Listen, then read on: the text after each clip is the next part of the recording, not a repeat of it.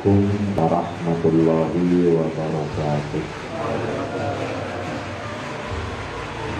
Nahmadullaha hamda syakirin wa nu'minu bihi imanal muqinin wa nuqirru bi wahdaniyatihi iqraras sadiqin wa nashhadu an la ilaha illallah rabbul alamin khaliqus samawati wal ardi mukalliful jinni wal insi wal malaikatil muqarrabin bi ayya'budu wa ibadatul mukhlisin. Allahumma salli ala sayyidina Muhammadin miftahil ma'arifi wa ala alihi wa sahbihi Abada hasanati kulli arifin wa gharifin wa sallim. Al-Fatihah. Alhamdulillahi rabbil alamin. Ar-Rahmanir-Rahim. Iyyaka na'budu wa iyyaka nasta'in. Ihdinas siratal mustaqim.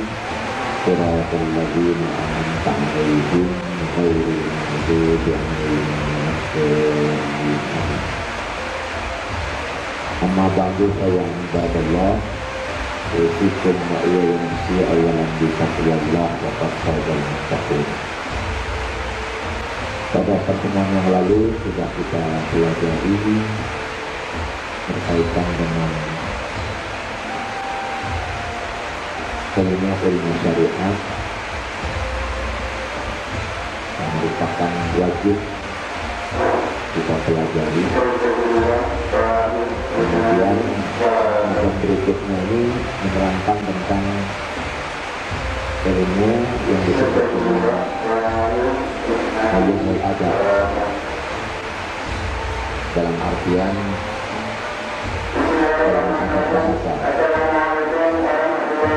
Bismillahirrahmanirrahim.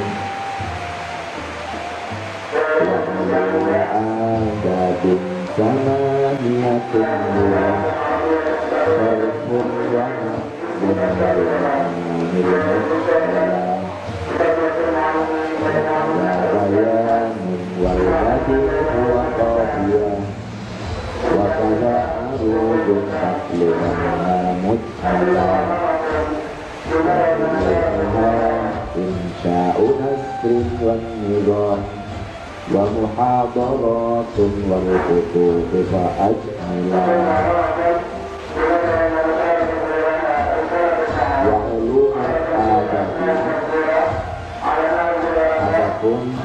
ilmu adab samaniyatun ada 8. Pertama lughah, ilmu tentang bahasa. Sarfun bahasa, wa nahwun dan ilmu nahwu, wal ma'ani ilmu ma'ani.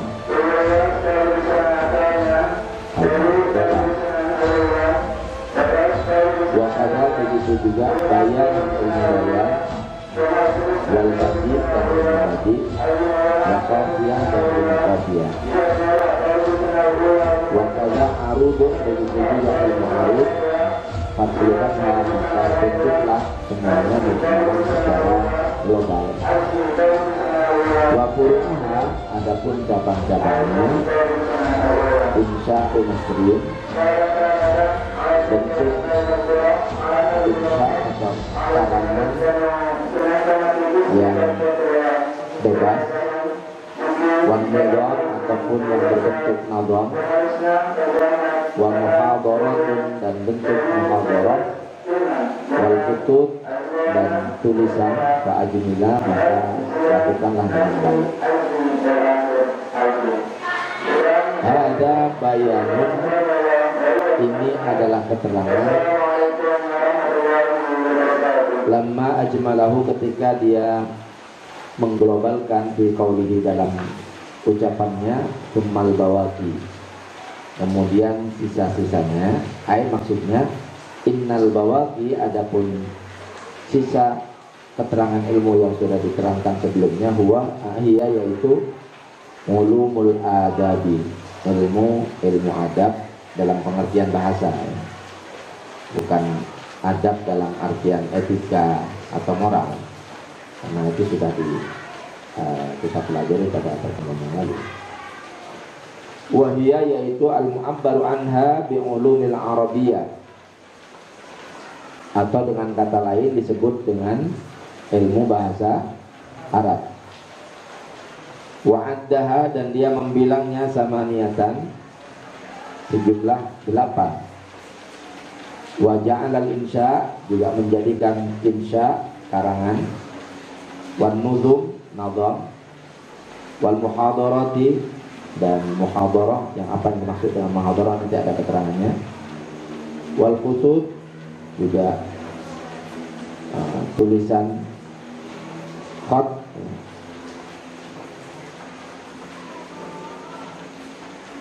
furu'uha, itu semua adalah cabang-cabangnya. Wa addaha ba'duhum, dan ada yang membilang ulama yang lain isnai asyara. Kalau tadi dibilang 8, ada yang bilang 12. Walam yufarriq bainaha, dan tidak membedakan antara ilmu-ilmu. Maqala, maka berkata yang bilang 12 itu, sorfun, ilmu sorof, bayan, ilmu bayan, ma'ani, ilmu ma'ani, nahwu, ilmu nahwu, qafiyah, ilmu qafiyah. Kemudian syi'run, arud, ya, ilmu syair yang berkaitan dengan berapa kata jumlahnya, istiqaqul khatti, insya, muhadarat, wasani asyroha, lughah. Yang ke-12 adalah bahasa. Tilkal ulumu lahal adabu asma. Ilmu-ilmu itu disebut dengan ilmu adab. Mari kita jelaskan satu persatu nanti. Ini memang Abah Ahyar mungkin sudah kelewat, ya. Belajar ilmu ini sudah kelewat, tapi nggak apa-apa. Ada manfaatnya juga nanti. Karena kita sering membaca Al-Quran, di dalam Al-Quran nanti akan bisa mengerti kalau kita ya ada upaya untuk bisa memahaminya. Wa asqatahuna bin nazam, tidak disebutkan atau dipinggirkan. Ucapan nazam itu diganti dengan ilmu istiqaq.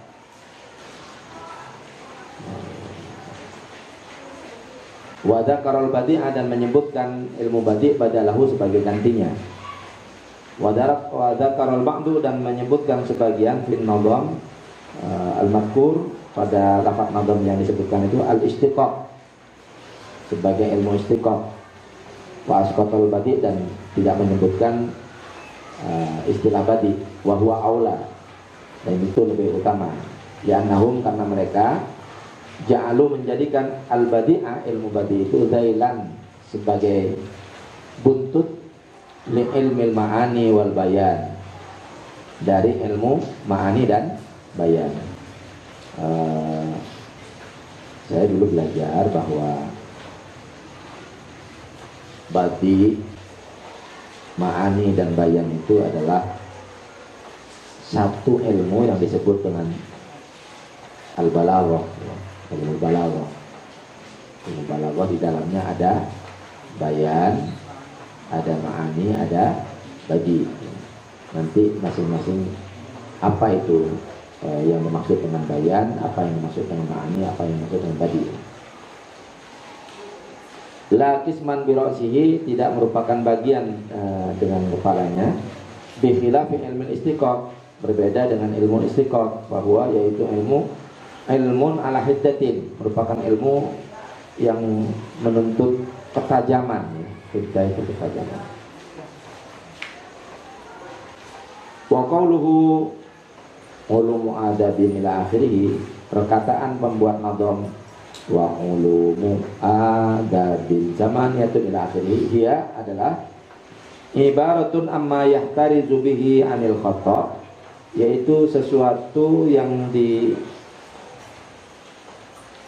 manfaatnya untuk berhati-hati, anil khata', dari kesalahan fil kalam, dalam pembicaraan, di kalamin Arabi, dalam pembicaraan bahasa Arab, lafdhon baik secara bahasa, wa maknan ataupun secara makna, wa khotton ataupun secara tulisan.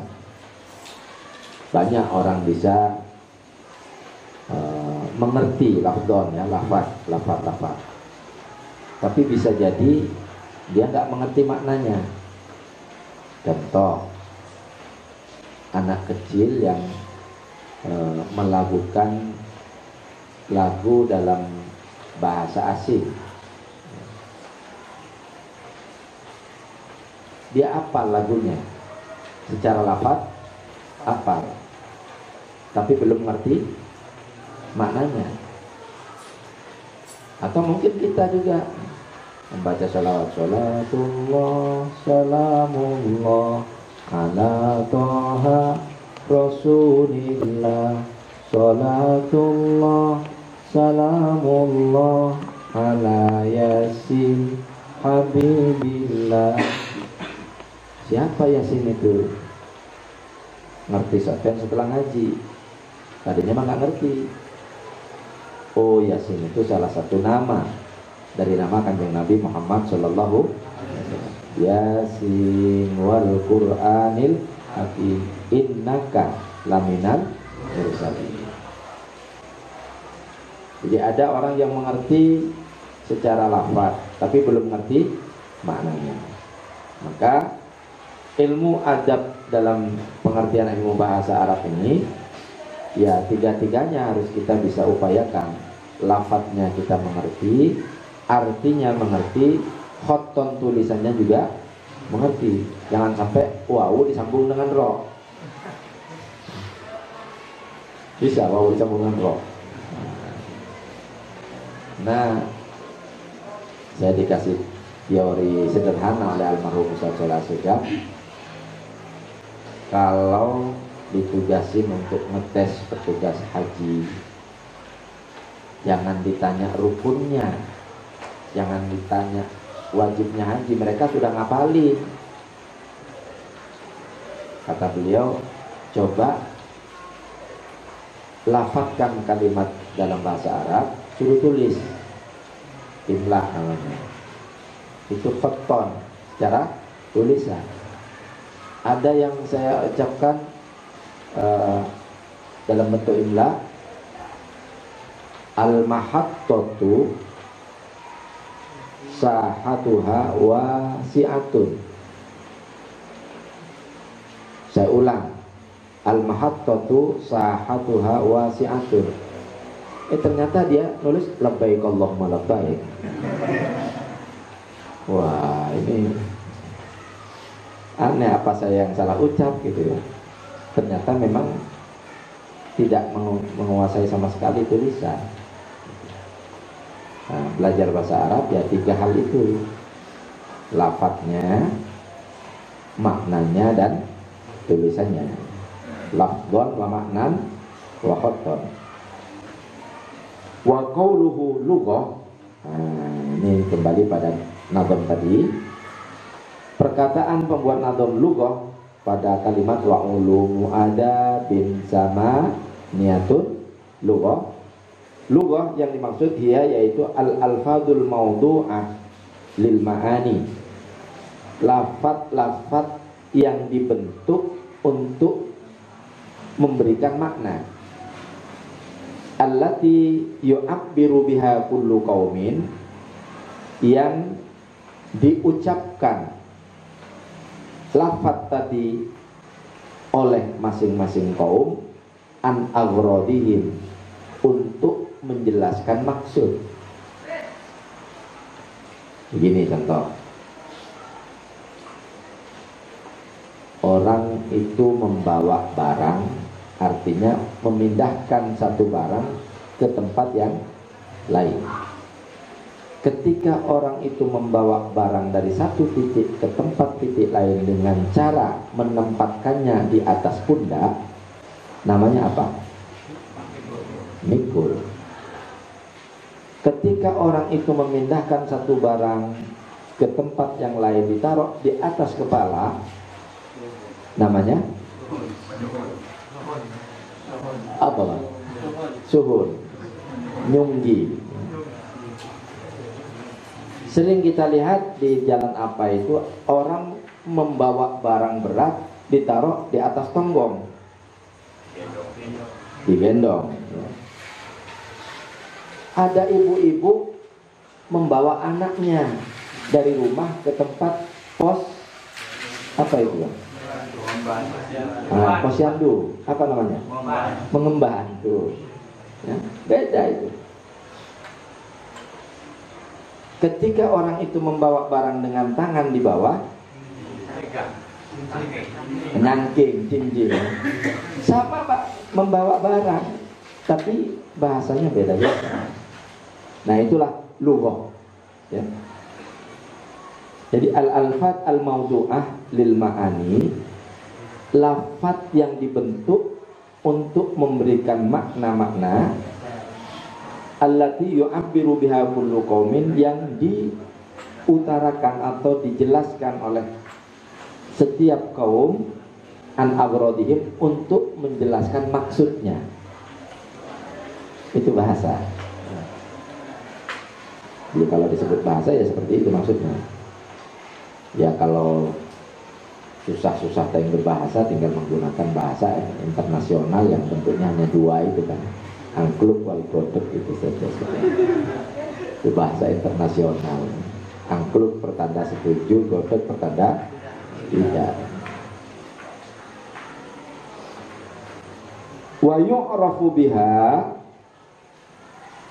awdha'ul mufradatil arabiyyati, dan dengan lafaz-lafaz itu diketahui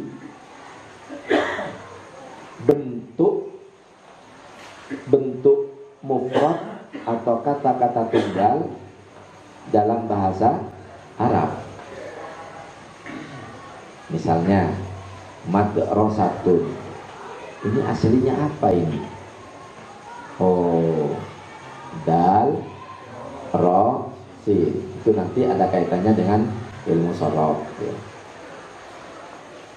Maka dilanjutkan, wa qauluhu, dan perkataan pembuat nadom sorfun, ilmu sorof, huwa, yaitu ilmun, adalah ilmu, yubhasu fihi, yang dibahas di dalam ilmu itu, an abniyatil kalim, tentang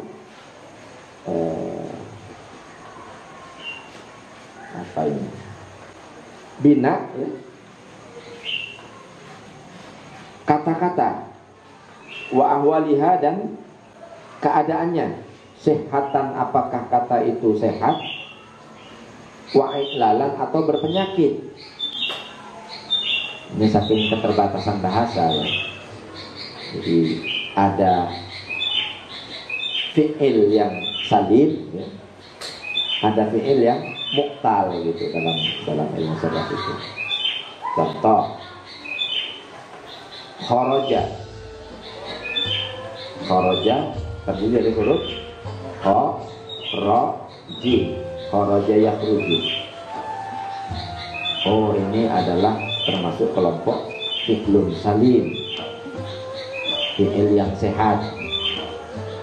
Beda lagi kalau sehatnya menurut ukuran Abah Haji Ahyar, ditensi ya kan? Oh, ini tekanan darahnya sampai 200 lebih, bahaya ini. Pandangannya beda, ukurannya beda.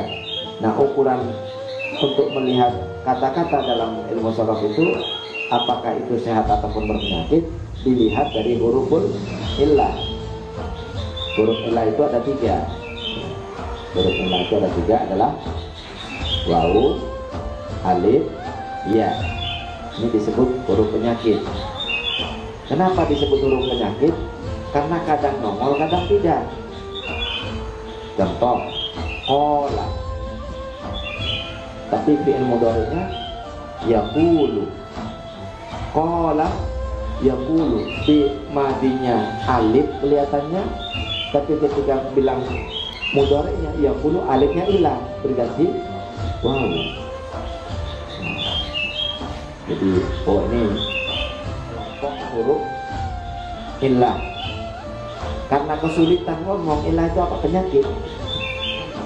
Jadi ada huruf atau fi'il yang kemasukan huruf itu, maka fi'ilnya termasuk fi'il mu'tal, fi'il yang di dalamnya ada penyakit gitu.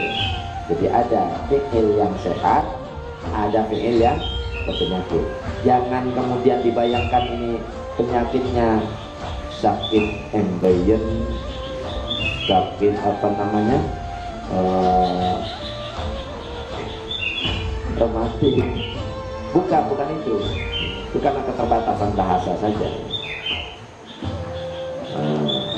Apa tadi? Sarfun ya. Sarfun huwa adalah ilmu yubhasu fihi, ilmu yang dibahas di dalamnya an abniyatil kalim, tentang bina dari kata-kata, wa ahwaliha dan keadaannya, sihatan apakah sehat, wa ilalan apapun berpenyakit. Dua. Wa qawluhu wa nahwun, kemudian perkataan nahwun ilmu, nahwu huwa yaitu ilmu suatu ilmu yubhasu fihi yang dibahas di dalam ilmu itu an awakhiril kalimi, tentang akhir harokat, akhir dari kata-kata. I'raban, baik itu kata yang bisa di-i'rab, wa binaan ataupun kata yang mabni yang tidak bisa di-i'rab. Bayar hedon. Ya, tapi nggak apa-apa. Nanti biar apa bisa sedikit-sedikit nyambung insyaallah. Wa qauluhul ma'ani.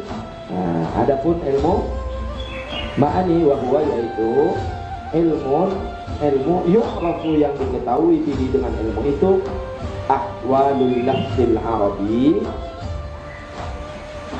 keadaan lafaz-lafaz bahasa Arab, allati biha yang dengannya yutabiqul lafzu muqtadal hal.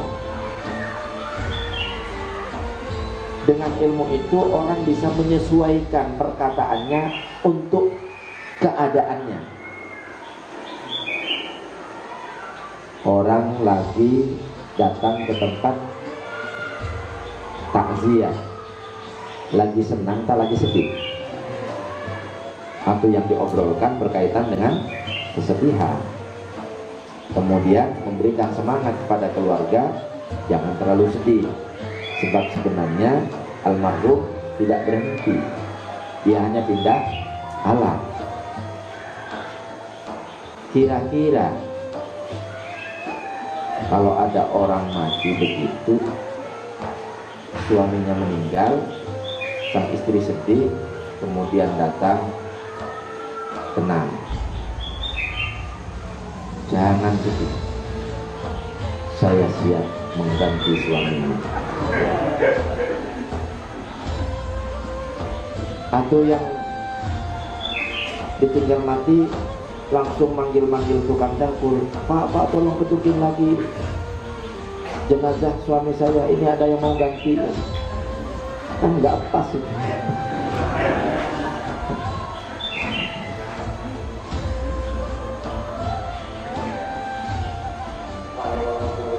Wa qauluhu wa kadza bayan, dan perkataan pembuat nazam begitu juga ilmu bayan, huwa yaitu ilmun, suatu ilmu yu'rafu bihi yang diketahui dengan ilmu bayan itu iradul maknal wahid bituruqil mukhtalifatin,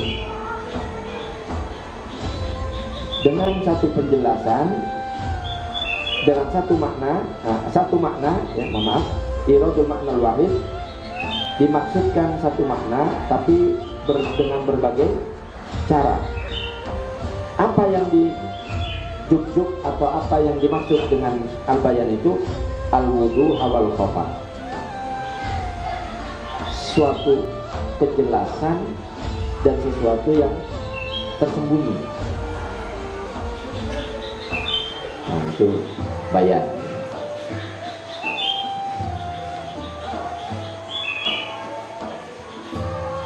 Wa qawluhu wal badi, kemudian perkataan pemohon itu al-badi, huwa yaitu ilmu, suatu ilmu yu'rafu yang diketahui bihi dengan ilmu badi itu wujuhu tahsinil kalam, membaguskan ucapan, lamun dalam bahasa Sunda teh nah istilahnya apa? Antara paen dan pupus gitu kan. Angga inggih kalau di wetan. Jadi ada tingkatan bahasa yang kira-kira menjadi halus ucapannya, itu adalah garapan ilmu apa tadi? Badi. Bak dari ayatil mutabaqah li muqtadal hal. Nah, dengan memperhatikan pertimbangan kesesuaian dengan keadaan. Contoh begini, ada orang marah-marah,